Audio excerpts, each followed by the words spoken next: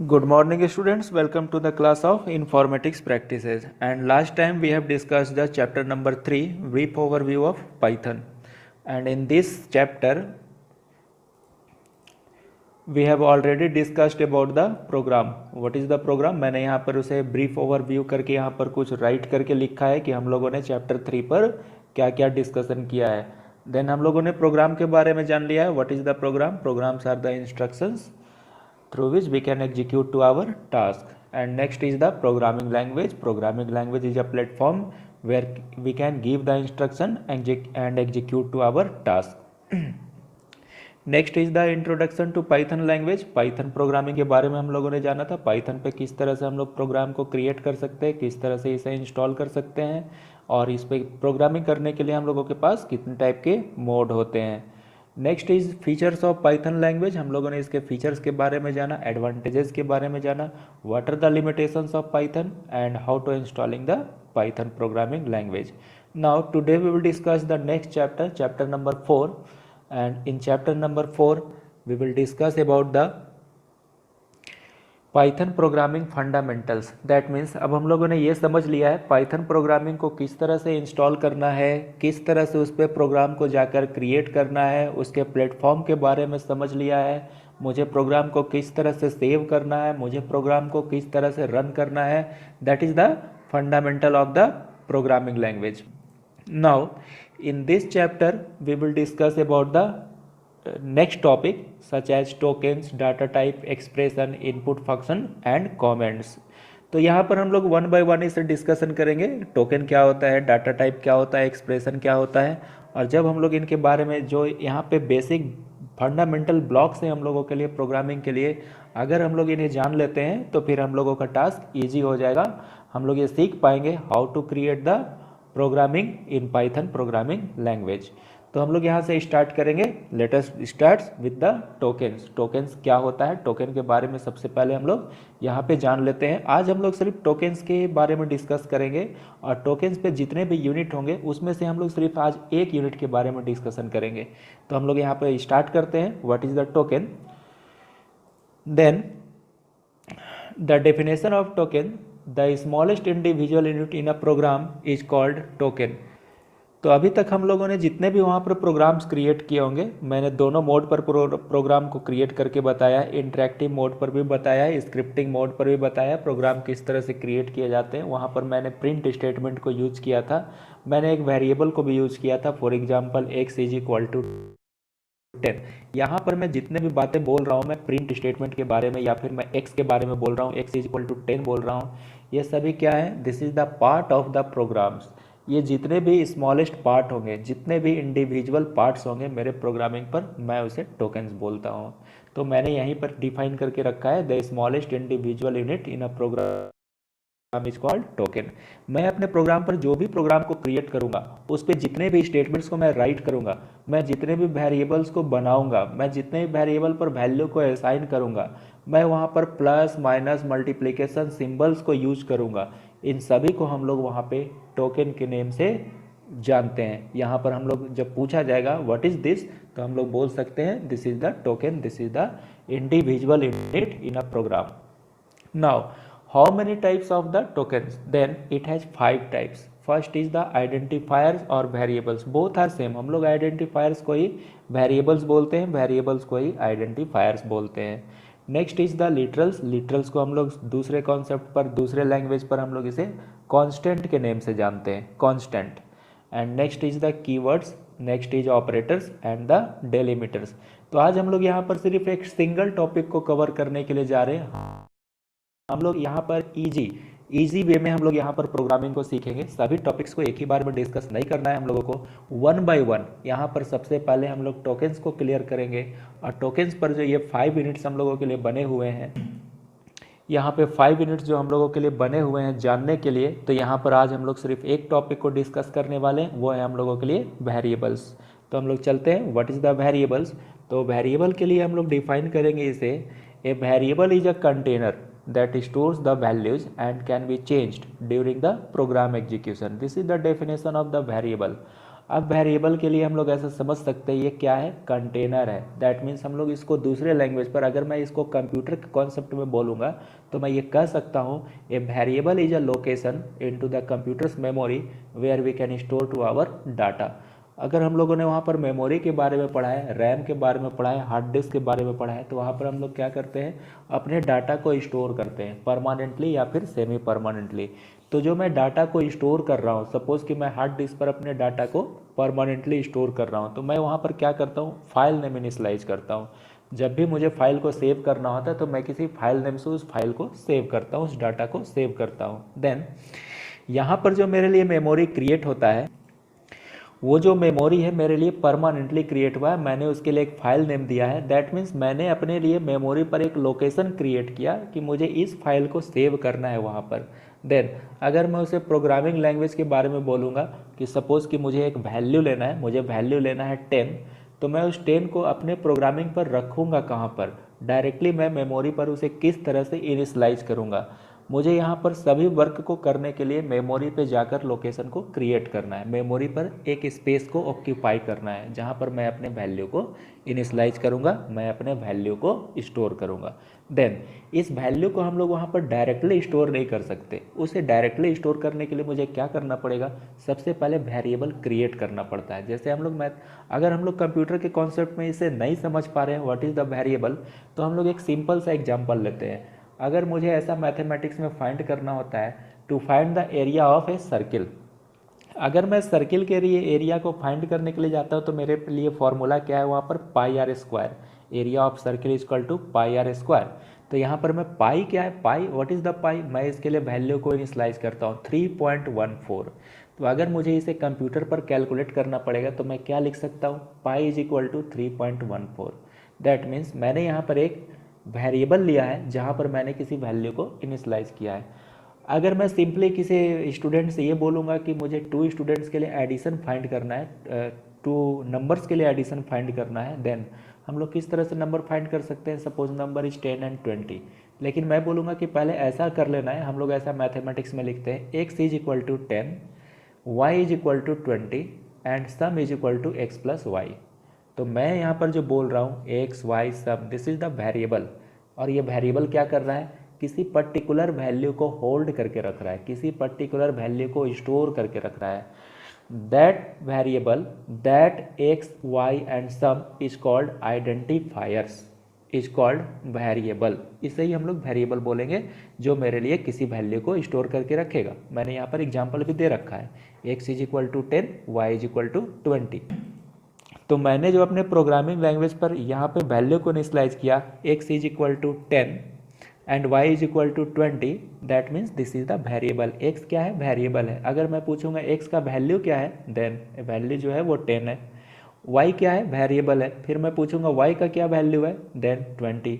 इसने 20 को स्टोर करके रखा है। नाउ ये हम लोगों ने वेरिएबल के बारे में कॉन्सेप्ट को समझ लिया। अब वेरिएबल को डिक्लेयर किस तरह से करना है, दैट मीन्स अगर मैं प्रोग्रामिंग लैंग्वेज पे जाता हूँ तो मैं अपने वेरिएबल को किस तरह से क्रिएट कर सकता हूँ। तो यहाँ पर क्रिएट करने के लिए बहुत सारे रूल्स होते हैं। मेनली जो 4 रूल्स है यहाँ पर हम लोग ये जानेंगे what are the 4 rules. This is the main important rules for creating declaring the variable. Then first is variable में कंटेन्स अल्फ़ाबेट्स, डिजिट्स और अंडरस्कोर। फॉर एग्जाम्पल मैंने यहाँ पर लिखा है x इज इक्वल टू 10। अब ये x क्या है, दिस इज द अल्फ़ाबेट्स। हम लोग वेरिएबल पर अल्फ़ाबेट को यूज कर सकते हैं, डिजिट्स को यूज कर सकते हैं, या फिर अंडरस्कोर जो सिंबल होता है हम लोगों के कीबोर्ड पर, मैं उसे यूज कर सकता हूँ। बट रिमेंबर वन थिंग, हम लोगों को यहाँ पर ये याद रखना होगा कि जब भी मैं वेरिएबल को डिक्लेयर करूँगा, देन वेरिएबल का जो फर्स्ट नेम होगा, जो स्टार्टिंग नेम होगा, मैं उसे अल्फ़ाबेट ही दूंगा। अगर मैं किसी वेरिएबल को डिक्लेयर करने के लिए जा रहा हूँ तो मैं वहाँ पर जो उसका फर्स्ट लेटर होगा वो मैं अल्फ़ाबेट राइट करूँगा। मैं डिजिट से स्टार्ट नहीं कर सकता, मैं किसी स्पेशल सिंबल से स्टार्ट नहीं कर सकता। मुझे जब भी वेरिएबल को डिक्लेयर करना होगा किसी अल्फ़ाबेट से स्टार्ट करना होगा, अल्फ़ाबेट से डिक्लेयर करना होगा।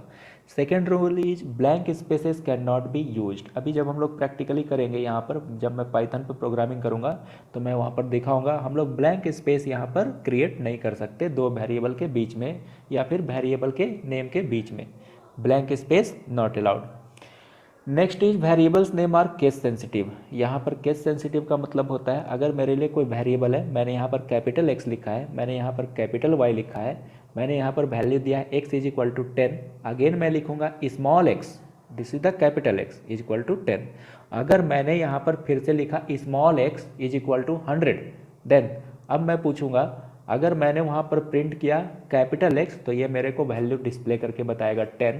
अगर मैंने वहाँ पर प्रिंट स्टेटमेंट पर लिखा है स्मॉल एक्स तो ये मेरे को वैल्यू प्रिंट करके बताएगा 100। दैट मीन्स एक कैपिटल एक्स है, दूसरा स्मॉल एक्स है, दोनों के वैल्यू भी डिफरेंट है। तो मेरे प्रोग्रामिंग लैंग्वेज पर पाइथन के लिए क्या है, अगर मैं कैपिटल एक्स लिखता हूँ और स्मॉल एक्स लिखता हूँ, दैट मीन्स ये दोनों को अलग अलग वैल्यू ट्रीट करेगा, दोनों में ये डिफ्रेंशिएट करेगा। This is the capital x, this is the small x. दोनों का मीनिंग मेरे पाइथन प्रोग्रामिंग लैंग्वेज के लिए सेम नहीं होगा, दोनों का मीनिंग मेरे पाइथन में अलग अलग होगा। जनरली ये किसी भी प्रोग्रामिंग लैंग्वेज पर होता।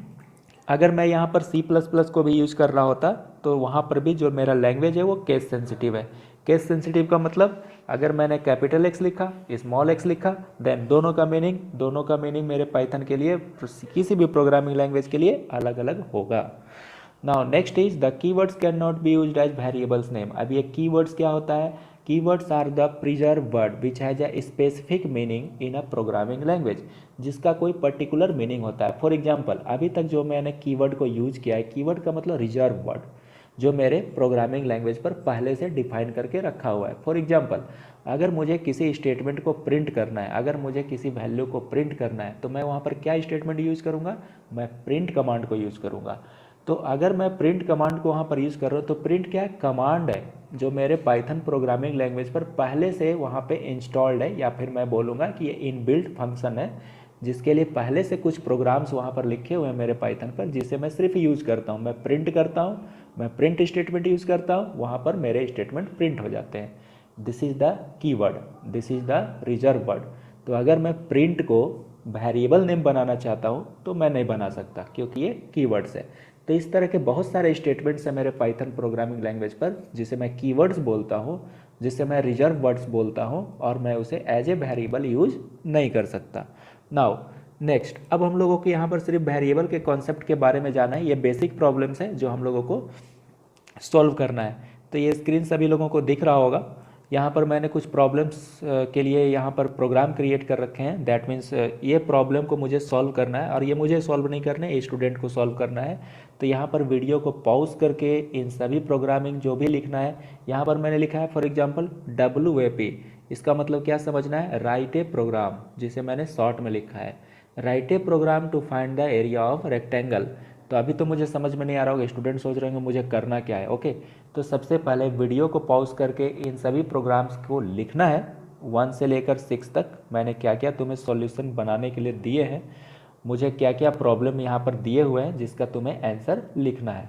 Firstly write down these problems in your note copy. अब मैं चलता हूँ पाइथन प्रोग्रामिंग पर। पाइथन प्रोग्रामिंग पर किस तरह से प्रोग्राम को क्रिएट किया जाता है। अभी हम लोग वेरिएबल के बारे में डिस्कस कर रहे हैं, तो मैं वेरिएबल से ही एग्जांपल लेकर वहाँ पर प्रोग्राम को क्रिएट करूँगा। Then let us go. Okay, this is the Python programme.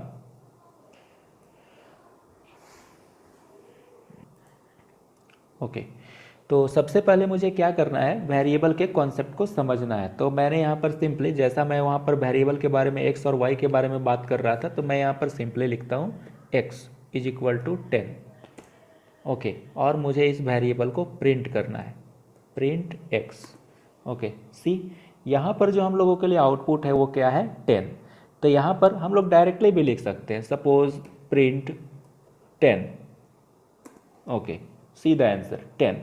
But अगर मैं वहाँ पर स्क्रिप्टिंग मोड पर जाकर प्रोग्राम को क्रिएट करूँगा, और मैं ऐसा प्रोग्राम क्रिएट करूँगा जिसे मैं जितनी बार भी रन करूँगा तो मुझे सेम आउटपुट चाहिए, मैं उस प्रोग्राम को सेव करूँगा, और जब मैं उसे फ्यूचर में यूज़ करूँगा तब भी जो मैंने यहाँ पर प्रोग्राम के लिए वैल्यू दिया होगा, x का वैल्यू 10, y का वैल्यू 20, ये मेरे लिए परमानेंटली सेव होगा।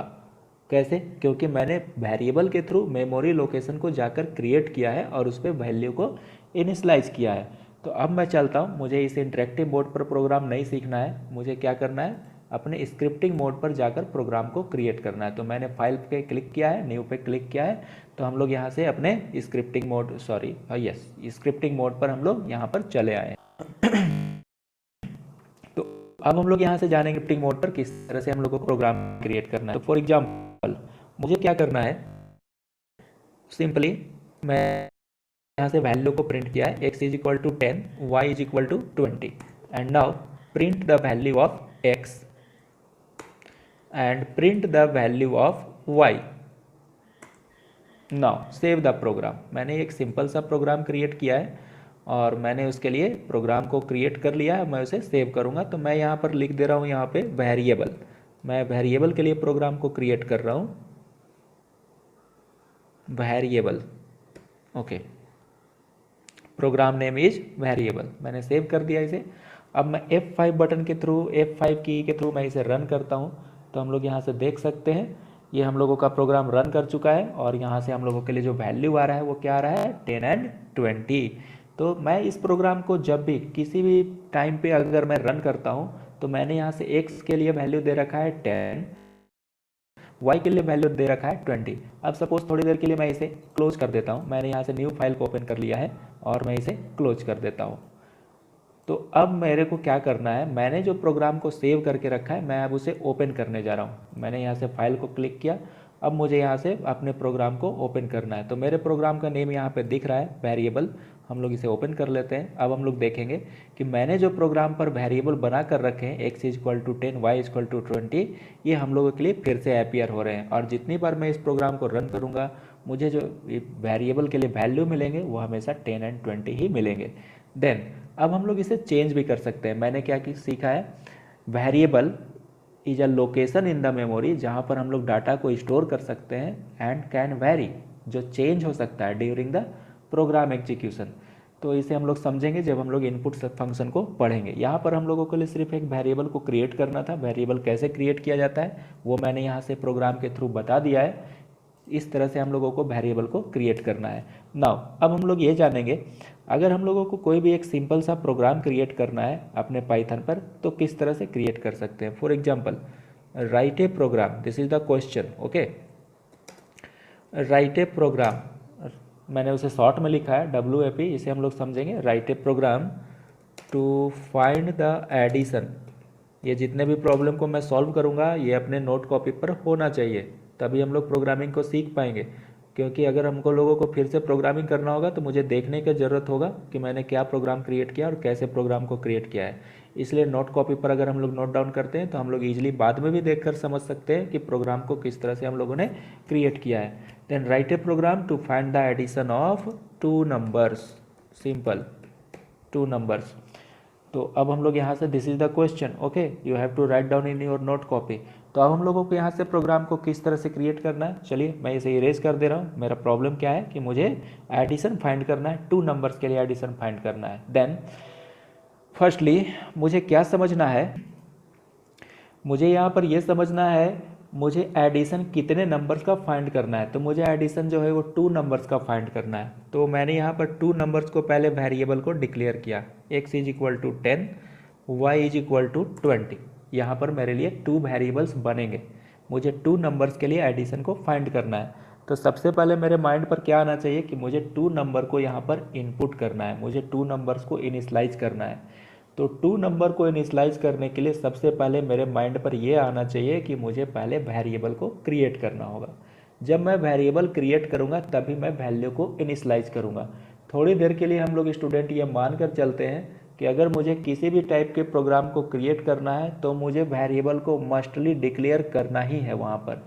थोड़ी देर के लिए हम लोग ऐसा मान लेते हैं अगर मैंने वेरिएबल क्रिएट नहीं किया तो मैं प्रोग्राम क्रिएट नहीं कर सकता। तो सबसे पहले मुझे क्या माइंड में रखना है, मुझे प्रॉब्लम के अकॉर्डिंग मुझे क्या करना है, 2 नंबर्स का एडिशन फाइंड करना है। तो इस प्रॉब्लम के अकॉर्डिंग मुझे क्या चाहिए, 2 वेरिएबल चाहिए जिसका मुझे एडिशन फाइंड करना है।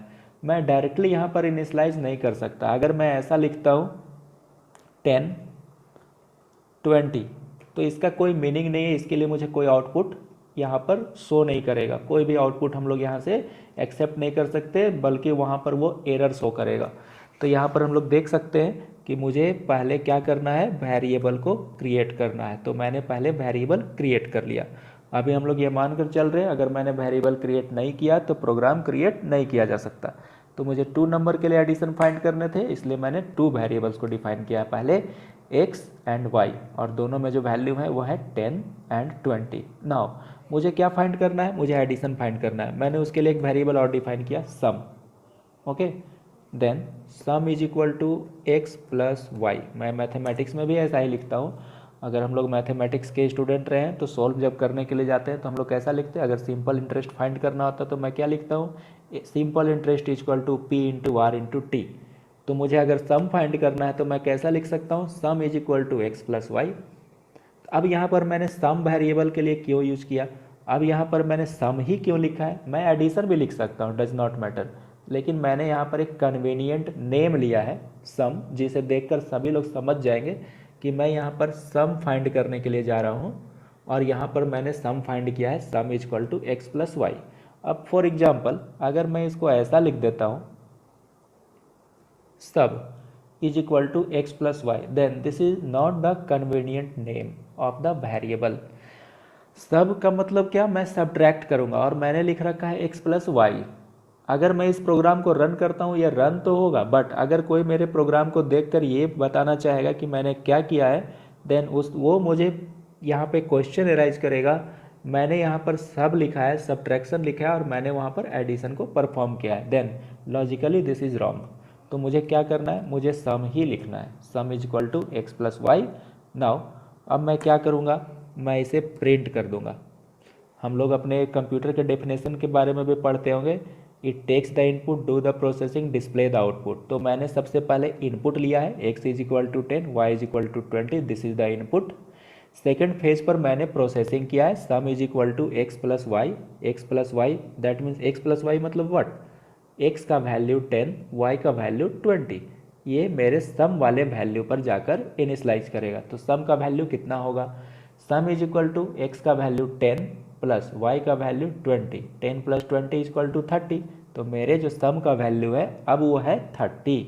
देन अब हम लोग इसे प्रिंट कर देते हैं। ओके, अब हम लोग इसे रन करेंगे, मैंने इसे सेव कर दिया है। सी द आउटपुट, यहाँ पर जो है 30 डिस्प्ले हो रहा है। अब अगर मैं इसे विदाउट वेरिएबल क्रिएट करना चाहता हूँ, मैंने यहाँ से x को हटा दिया है, डिलीट कर दिया मैंने। ओके, मैं इसे रन करना चाहता हूँ। Okay, this is error. Okay, x is not defined, जो मैंने सम पर लिखा हुआ है x इज नॉट डिफाइंड। ठीक है, तो यहाँ पर जो वेरिएबल है वो मैंने क्रिएट नहीं किया, और अगर मैं इसे भी थोड़ी देर के लिए हटा ले रहा हूँ, ओके, तो मेरे लिए कुछ भी यहाँ पर प्रिंट नहीं हो रहा है। ये समझ नहीं पा रहा मुझे क्या प्रिंट करना है। मेरे लिए ना तो वेरिएबल है और ना ही मेरे लिए कोई प्रिंट स्टेटमेंट है जिसके थ्रू मैं इसे प्रिंट करूँगा। तो मैं यहाँ से क्या करने जा रहा हूँ, फिर मैं इसे इनिशलाइज कर दिया हूँ। Okay, this is the program to find the addition of 2 numbers. तो इस तरह से हम लोगों को यहाँ पर प्रोग्राम को क्रिएट करना है। देन स्टूडेंट्स, मैंने यहाँ पर जो प्रोग्राम को क्रिएट करके बताया है, सबसे पहले हम लोग इसके लिए प्रैक्टिस करेंगे। तो तुम्हारे लिए जो प्रॉब्लम होगा, ये मैंने पावर पॉइंट पर प्रॉब्लम को दे रखा है किस तरह से फाइंड करना है, बट अगर हम लोगों के लिए ये डिफ़िकल्ट है तो मैं यहाँ पर कुछ इजी प्रोग्राम को क्रिएट कर रहा हूँ। मैं लिख रहा हूँ तुम्हें क्या फाइंड करना है। तो तुम्हारे लिए जो क्वेश्चन होगा, जो होमवर्क होगा, write a program to find the difference of 2 numbers. 2 numbers के लिए मुझे डिफरेंस चाहिए। And again question is write a program to find the multiplication of 2 numbers. Okay, तो इन 2 प्रॉब्लम्स को पहले सॉल्व करके बताना है। अगर लैपटॉप पर नहीं कर सकते, मोबाइल फ़ोन पर करेंगे। अगर नहीं कर सकते, अपने नोट कॉपी पर यहाँ पर प्रॉब्लम क्रिएट किया है मैंने, और उसके लिए सॉल्यूशन भी दिया, किस तरह से एडिशन फाइंड करते हैं। सेम ऐसा ही हम लोग डिफरेंस भी फाइंड करेंगे, मल्टीप्लिकेशन भी फाइंड करेंगे। तो सबसे पहले इन 2 प्रॉब्लम्स को हम लोगों को बना कर रखना है, और जब वेडनेसडे को हम लोग लाइव इंटरेक्शन करेंगे तो जो भी डाउट्स होंगे वो हम लोगों से क्लियर कर सकते हैं। Okay students, thank you. तो पहले हम लोग इस पर वर्क करते हैं, फिर हम लोग नेक्स्ट प्रॉब्लम को सॉल्व करेंगे। Okay, thank you.